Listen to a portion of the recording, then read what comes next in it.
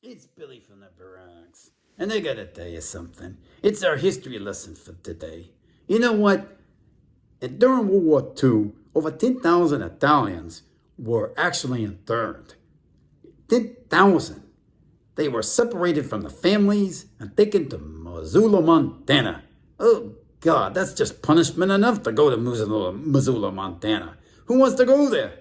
Anyway, of these things, if you weren't interned, you actually had curfews. Curfews, that's right. Curfews, you had to be home by 8 p.m.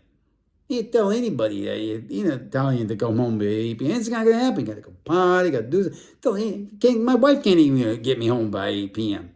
And then also, too, right, you couldn't have a flashlight. God forbid the lights go out or something like that. And then you couldn't have a radio. How you can listen to the Yankees? How you can listen to music and news?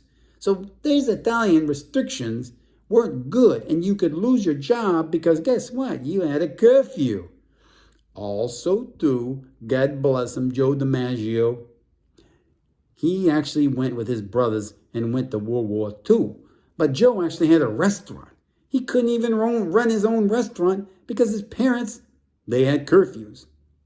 Now the caveat on this was that during World War II, Attorney General Bindle, right, he actually rescinded all these curfews and things like that.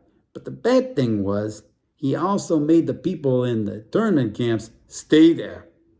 That's a bad thing. And then also as well, the New York wasn't affected by it as much because they didn't have this guy, General DeWitt, on the West Coast.